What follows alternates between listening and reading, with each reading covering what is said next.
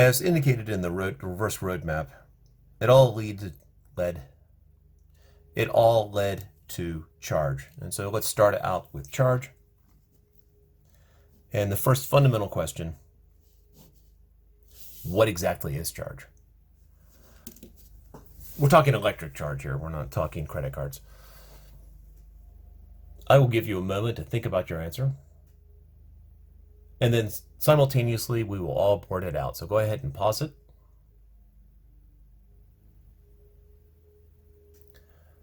All right, here we go. 3, 2, 1, go. Now, I'm assuming that for those who did not board anything out, that is because you have no idea what charge really is.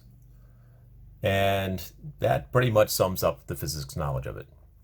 Now, it's sort of an exaggeration that when you're dealing with charge, it is a property of certain materials or certain bits of matter where we seem to be, in some situations, it seems to be attracted to other ones.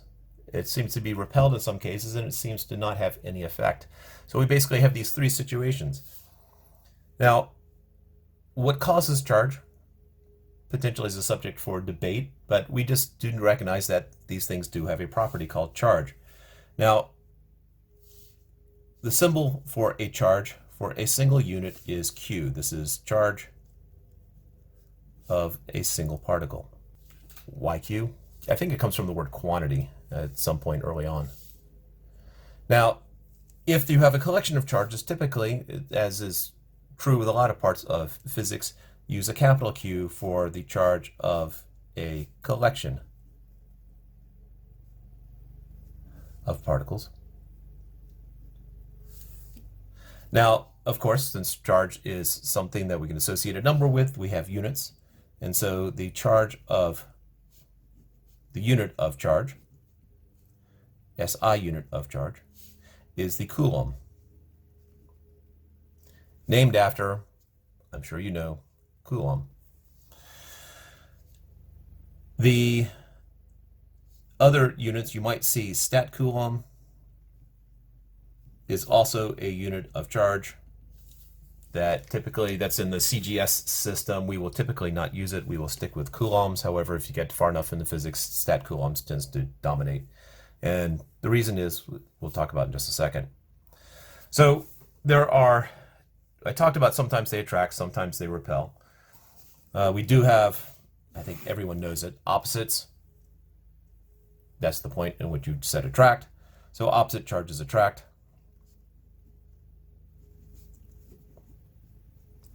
Like repels, like charges repel. In other words, if I have a positive and negative charge, they will attract. If I have two positive charges, they will repel, or two negative charges, they will repel.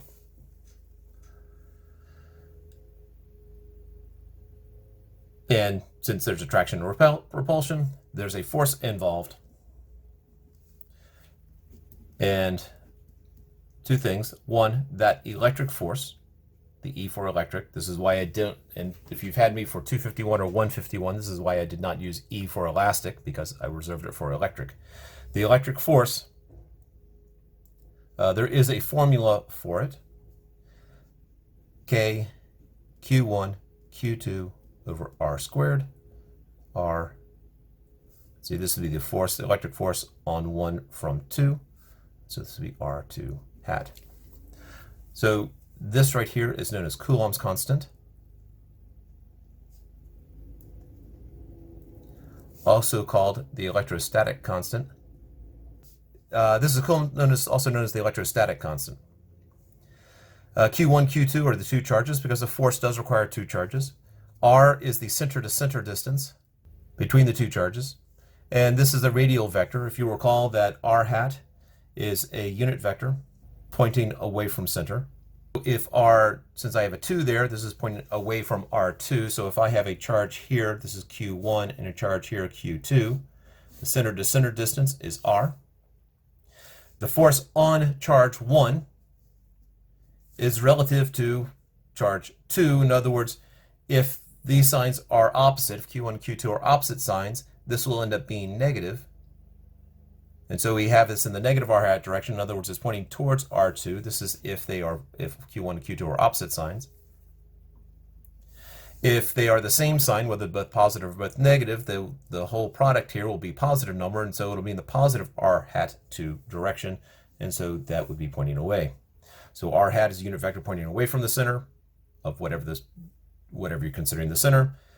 Negative r hat would be pointing the opposite direction. As with traditional vectors, the negative means other way.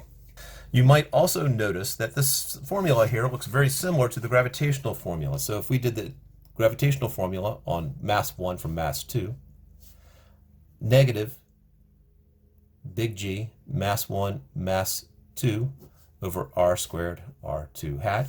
This is the formula for the gravitational attraction between two masses. This is the formula for the electric force between two masses. Notice that they are very similar. As a matter of fact, they are so similar that when I was in graduate school, I had access to a proposal for the South Carolina requirements for high school graduation. And one of the requirements that they had was to be able to explain the gravitational force in terms of the electric force. Well, what was really odd about this is the fact that you would not only be able to graduate from high school if this were accepted, but you would also get a Nobel Prize. It did not make the final cut. Somebody did actually catch that. But what they were going for is the fact that they're both 1 over r squared relationships. Now I do want to point out the minus sign here, since mass is always positive and gravitational force is attractive, so the minus sign is put explicitly there, whereas in charges you don't need it because it's attractive only if they're opposite signs, and so a negative sign would actually show up there. To do a comparison of the two forces, if I have a proton here and a proton here, and they are 1 meter away, the electric force between the two is going to be K, which is approximately 9 times 10 to the 9th Newton meter squared per Coulomb squared, times the charge of a proton, which is 1.6 times 10 to the negative 19th coulombs. I have 2 of them, so I could have just written squared, divided by the distance between them squared. Let's just do magnitude of the force. It is repulsive, so we know that part. Pulling out the handy dandy calculator. So 9E9, 1.6 E19 negative, squaring that, times, and then divide by 1 squared, and I get 2.304 times 10 to the negative 28th newtons. The gravitational force between these two, G, 6.67 times 10 to the negative 11th Newton meter squared per kilogram squared, times the mass of a proton. And to find that, we need to look that up, or I could go off of memory. I think it's 1.6 times 10 to the negative 27th, but let's just find out. Taking a look right there, we have the various subatomic masses. And there we go, mass of proton. Notice the mass of proton and the mass of the neutron are roughly the same, which is also roughly the same mass as the mass of the hydrogen. That's because the typical hydrogen atom just has a single proton, and then electrons are so incredibly small. But it is 1.67 times 10 to the negative 27th. 1.67 times 10 to the negative 27th kilograms. I have 2 of them, so I'm squaring it, divided by the distance between them squared. And again, the handy dandy calculator, 6.67 E11 negative, that's negative 11 right there. Enter 1.67 E27 negative squared times divided by 1 squared. Oops, that should be 1 squared. And I got 1.86 times 10 to the negative 64th newtons. So you notice that there's a considerable difference between it. If you just look at the order of magnitude here, it is huge. And that is why in 152 and 252, we tend to ignore gravitational forces. Now, there are times in which we do, if there's enough charge on it. This is just 2 protons, so we don't really care about the gravitational force because it is so incredibly tiny. But there are times where we do need to use it if we have enough charge. And so we will definitely be dealing with that. We do have a lab where that is definitely involved. But this is sort of a comparison between the two. Gravitational force is indeed the weakest of the forces. These both are long-range forces, unlike some of the other ones, unlike the strong force and the weak force. Gravitational force and electric force are both incredibly far-reaching. The difference is here, gravitational force depends upon the mass. The electric force depends upon the total charge. And so if things in the universe are basically neutral, and that's why this does not seem to have as big an impact. If everything suddenly became charged, we would have much more rapid expansion.